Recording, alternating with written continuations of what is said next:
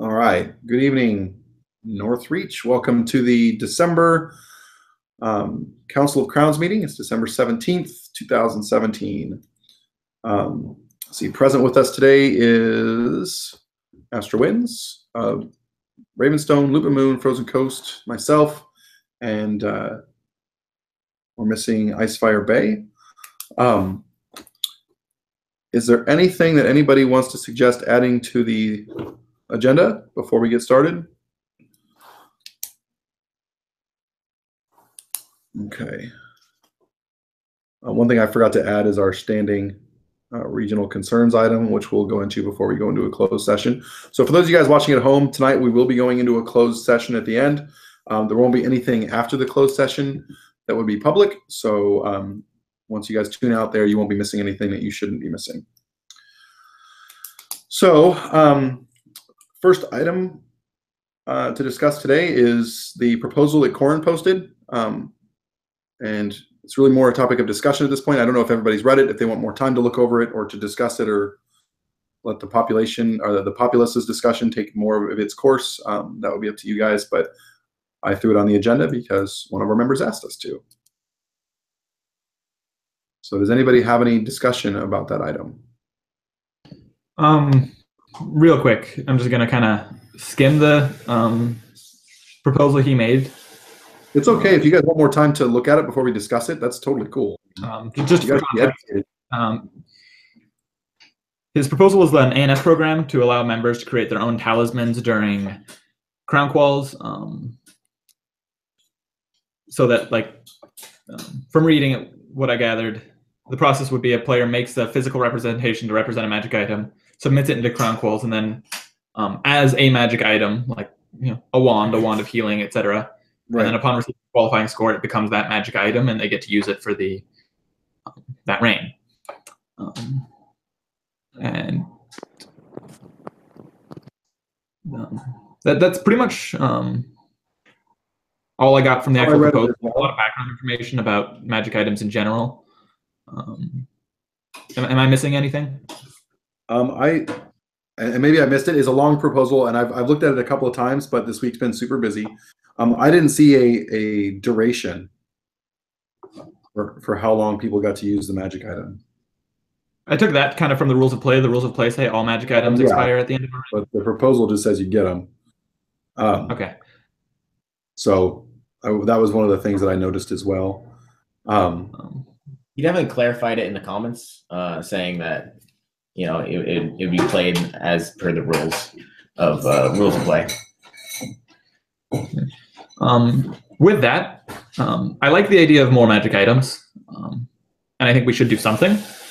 I think this approach isn't quite the right approach because it creates a situation in which the monarch of a park, or the kingdom if it were, is expected to give someone a talisman. Because if you make a wand and you submit it as a wand of healing and enter it into crown quals, and it qualifies, I then, as the monarch of that park, have to give you a well, don't have to, because you never have to, but I'm expected to give that player a wand of healing, and I don't much like that. I just think that that expectation that you would receive a magic item is detrimental. Yeah, it does create an entitlement situation, I think. And I feel like there's a difference between me giving somebody an award and me rejecting their request. Like, those are slightly different scenarios. One of them is very positive and one of them is not. But the way, I don't know, like, my thoughts are that if anybody can just make a magic item and then automatically get to use it, I would just imagine that from now on, all of Northreach's games, everybody will have a bracelet of stone skin. And every single person on the field will have 1 point of stone skin at all times, or in every game anyway. I don't find that to be balanced, nor do I feel like that's the best way to create a magic item environment. I don't know. It also, as written, it also forces the acceptance of those magic items onto somebody who hasn't been elected yet. Because if I make an item at crown quals and then I get it for that next reign, well, the monarch of that park hasn't even been elected yet. So that monarch wouldn't have any choice in the matter, which to me is a violation of the rules of play. which says that they should be handed out to the monarch and they only last until the end of that reign, unless the idea is that you only get to use it until coronation. But I don't think that was the intent. Yeah, I thought about that too, because it's either under the reign of someone who hasn't been elected, or for one game day in Wolf's Cry or Dungeon Crawl, as it were. Right. Right. And you're what you're ultimately doing is forcing the monarch to say, like, fail your otherwise qualifying item because they don't like you running around with an amulet of righteous butt kicking for an entire reign. Like, I may really like the thing that you made, but I'm not willing to give Austin the ability to wield 4 swords at the same time, because that's just a horrible idea. So to be clear, the proposal does state that all of the magic items made have to be talismans pre-approved in the rules of play. Sure. But even with that, I mean, you've got... Yeah. I mean, like, my opinion is that while the magic item in and of itself may be balanced, I don't believe that it was really intended for everybody to have as many magic items as they're allowed to carry of their choosing in every game. I don't necessarily think that was the intent, and the classes most certainly were not balanced with that in mind. Yeah, I mean, I do really like the idea of encouraging people to make super neat things, and maybe we could have a kingdom-sponsored thing around that. But having it be like I've produced a thing of high enough quality, I've now strong-armed the park officers into allowing me to use this, is probably not a great way to do it.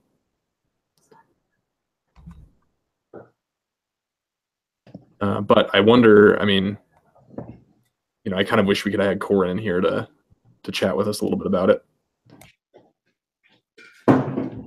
I think this whole discussion identifies maybe a need or a desire from our populace to have magic items, and it's something that we probably don't do very well, or not very often. We probably don't do it enough. Seeing how many people commented and was interested was important, but I still think that letting people decide what magic items they have is not a good idea. But maybe having a program or some sort of thing to get a magic item would be a cool thing to implement probably in the future. What if sorry, go ahead, Manny. I was gonna say that could be as simple as just encouraging our champions to hand out magic items to players that participate well or a lot or get hyped up during our kingdom-wide quest arc things. I mean, it's real easy. Yeah, and I think that maybe a good approach, and this is just me brainstorming, might be for this council over the next month, maybe put together a recommendation for the next council. And say, here's some things we thought of. We think this might be cool, and we're just giving you this information in the hopes that it will make Northreach better. And we give that to the next COC and let them hand out maybe some magic items in the beginning of the reign. Because any magic items we give out now are only good until the end of next month. So, also, with the idea of potentially switching rain themes at Dungeon Crawl, which I know was something Goran mentioned during his online digital Bring It In, I think a really good idea is to theme magic items around rain themes. Oh, that's a good idea. All of the rules of play magic items, you can just throw out and hand out like candy. The trinkets anyway, the talismans, hand out like really, really, really special candy. But and then artifacts should be the rarest, but obviously. But particularly like custom trinkets. If we did we did Dragon Rain and everyone got their dragon, that's a custom trinket. If we did, say, a Harry Potter theme, everyone could get a wand, but in addition to that, you might have specific talismans that exist in the Harry Potter world. Things like the Remember All could be a thing. Sure. You could have a broom, could be a thing, and all that. So I think rain theme is another good focus for magic items. Well, I remember back when we were still Principality, when I did the Star Wars reign, there were I think 4 or 5 magical lightsabers. Oh yeah. that were all themed, and most of them were taken off of the rulebook ones. So there was like a Thor's hammer or a Michael's hammer version of a lightsaber and a phase blade version of a lightsaber, etc. But yeah, I think that's actually, and people got very excited about that. I think more excited than they do about some of the standard talismans and stuff like that. So that's a pretty cool idea, Blue. It's a good point. My plan for that in general was to make just a general forum poll to the Northreach page to see what people are interested in for rain themes. I'm hoping I don't get a bunch of Bodie McBoatface answers, but who knows? We'll see. So I still reserve the right to say I'm not going to do that. But we'll see what's out there. So how do you guys feel about maybe either individually on the Northreach page or as a group or whatever, chatting with Corin to see what sort of recommendations we might be able to come up with for the next council, so that all these folks who are interested in magic items might be able to get some. They might even be able to hand it out at Dungeon Crawl, because the new officers will at least have a couple weeks to get ready. So would that be like a cool approach, or do you guys have some different ideas? I think that's an excellent solution. Yeah, I mean, I would actually encourage us to see if we can get Corin to come to the next one of these and talk to him as a you know what I mean? That would be my preference, I guess. Yeah, that's cool too. I don't want to tie up a whole ton of online recorded time brainstorming stuff like this, because it'd just be really long, I think. But maybe we could start some Facebook chats or some offline chats or something to just kind of get the ball rolling. And I mean, because I think you're right. I think Corin's post definitely identifies a gap that we could look at filling. I think that maybe if we were to give Corin a better idea of what we as a council are interested in supporting, he might be able to work within those parameters to address it in the way that he finds appealing. So, and that'd be cool. And hopefully he and some of the other members who have spoken would appreciate that. So is there any other thoughts on that particular item? Yeah, so the comments, they asked, how is that different from buying magic items during a quest line? And I just want to say, battle games, it's really important that we have complete balance, right? The most fun in a battle game is when it's 50-50 on both sides of the field, and when you allow people who like to power game, like myself, the ability to give me something that is optimal for my class that I'm playing. You start getting into a dynamic where your power gamers become way too powerful, and neither side has fun. While in a quest, balance is kind of in flux at all times. You can allow people to power game all they want, and you can power level your monsters to go with them. So in a quest, it's fine to allow them to do whatever they want, kind of, or give them the more freedom to do whatever they want. While in battle game, you want to keep balance. That's what makes things have fun.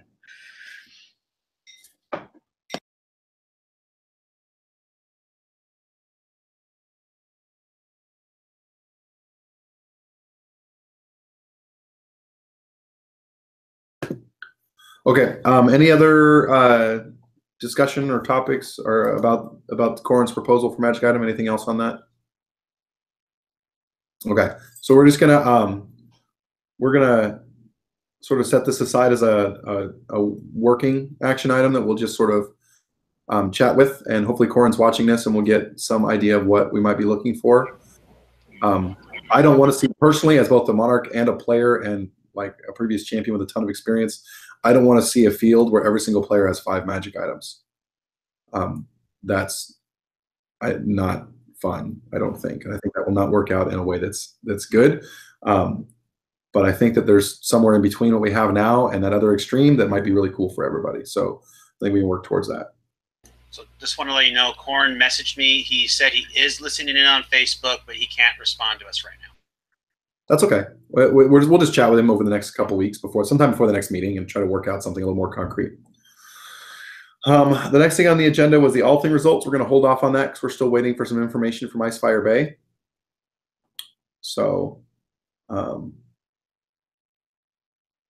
then the next item was the whole Shire's roles in the kingdom. So I wanted to chat about that a little bit. I know that we've talked about it a little bit offline, but just to recap, the idea is I've identified what I think is a current problem and will continue to be a future problem where in shires, both our current shire in Icefire Bay and any future shires we have, it's very typical to have, due to low population, not a ton of people that can run for office. And we sort of kind of come into a beggars and choosers situation in that. And some of those officers, while they're able to step up and run things at what we would consider to be a shire level, they oftentimes aren't able to engage themselves. We currently hold officers to when it comes to things like attendance. I'm hoping that we as a council can maybe brainstorm some ideas that we might be able to present as an administrative manual amendment next month to help solve that problem.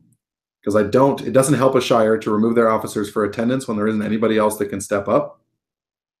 That doesn't help Northreach, doesn't help them, doesn't help their members, generally creates a lot of negativity and challenge. So I want to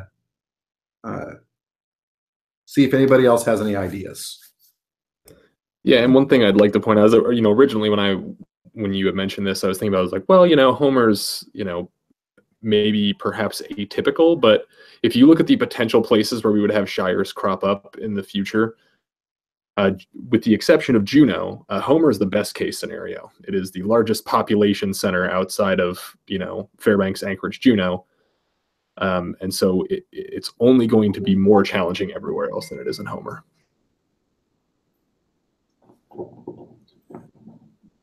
So just to give some background, and I know we've chatted about this a little bit already, but when we were drafting the current bylaws and admin manual, one of the things that we had discussed was removing those requirements from shire officers, but then also removing them from the board of directors and or the Council of Crowns, because if they can't make it to those meetings, enough to meet attendance requirements, then the council can't really depend on them to do its business.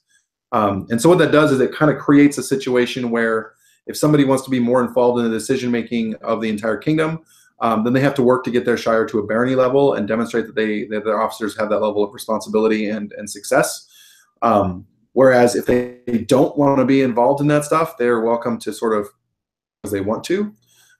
In our current bylaws, in order to be promoted, you have to accept the promotion at your all things. So you're absolutely welcome to turn it down, which is totally cool. And it sort of creates a scenario where within the kingdom, we kind of have like a freehold option, where you don't get all the perks of being a high-level park, but you don't have all the responsibilities either. And if that's what you want, then you can totally stay at it. If that's what you don't want, then you can just work to become a barony, which is not that hard. I mean, it's a pretty reasonable thing to achieve. That's my kind of working solution to the problem. But I don't think that's the only way that we could go. And I want to see if anybody else has thoughts on that. And that's something we can chat about over the long term. We don't have to make a decision tonight or anything like that, but I wanted to bring it up to the council.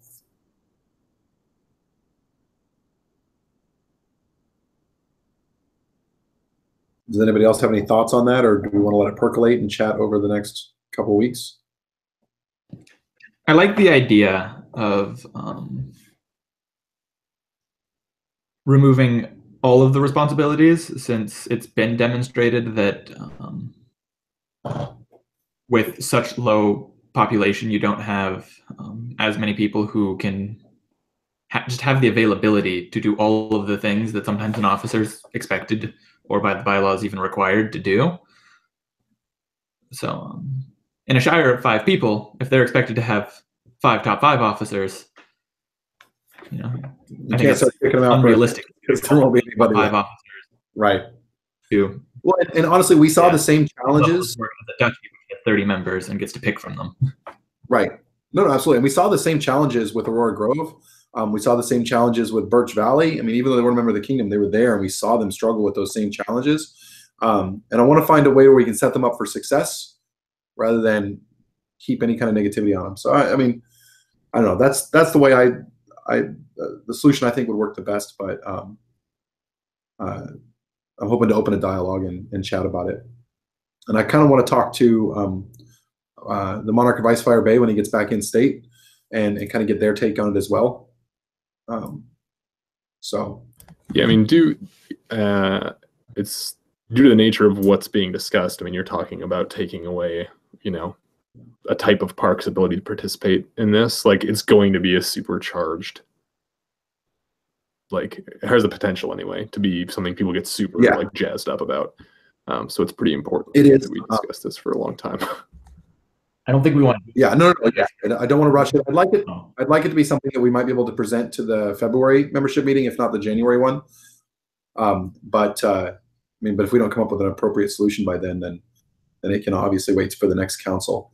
And again, for those of you listening at home, it's not an attempt to take away power from anybody. But if we were to count like the number of meetings that that Icefire Bay has been able to attend, it's pretty small. So there's not a lot of power that's being asserted by them on the councils. That generally just aren't able to participate because of just their setup and their personal lives and stuff. So anyway, so we'll continue the discussion later. We'll table it unless there is opposition to tabling it.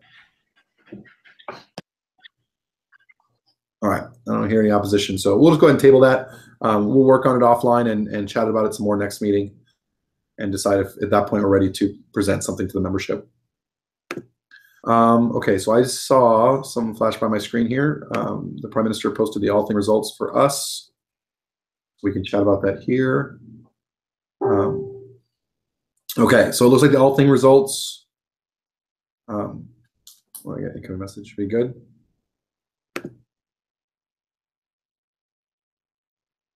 Okay. Okay. All right. So the results were 24 yes, 13 no, and 4 abstain to move to online all things. So starting next month, we will begin having online all things as per the pilot and all the rules that were set up and play tested with that. So cool. Any questions about the all thing results?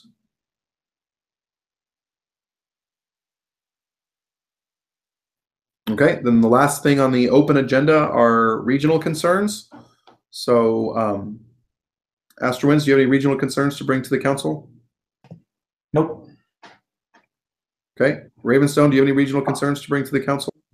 None at this time. Thank you. Loop and Moon, do you have any regional concerns? Nope, we're in the clear. Cool. Frozen Coast. Not that it should really have any large impact on the kingdom, but just for information's sake, we won't be holding Park Day, a regular Park Day next week or the week after, because our facilities will be closed for Christmas Eve and New Year's Eve, respectively. So you're going to bring everybody up for Peasants Got Talent? Is that what I hear? Hell yeah. I mean, that's my goal. I'm not sure how many people are actually going to be able to make it. Fair enough. I do have one thing for Loop and Moon that I forgot to mention. Abram, I have recently been contacted by the all new management of the Dome. Okay. They would like us to come back, and they would like us to come back enough that I told them that if they wanted us to come back for at least for the rest of this winter, they would have to lease us the same space that we had before for the prices that we're currently paying the Salvation Army. And they said, okay. Well, I think it'd be irresponsible for me to not talk to my populace, but I'm more than happy to talk to them.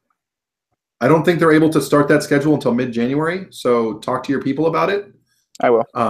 It's a much bigger space with much higher visibility. And long-term, it might be a good move to make. So okay. Plus, they told us that we could have, they would set up permanent storage space for us, like lockers and stuff. So, like with locks on it and everything. So let's just discuss that with your people and let's chat some more on that. But I wanted to make a mention of that before I forgot. Yeah. Okay. Does anybody have anything else to bring before the council before we close the session? All right, hearing nothing. For those of you folks at home, thank you very much for tuning in. We are now closing this meeting to the public. And I will chat with you all later. Thank you.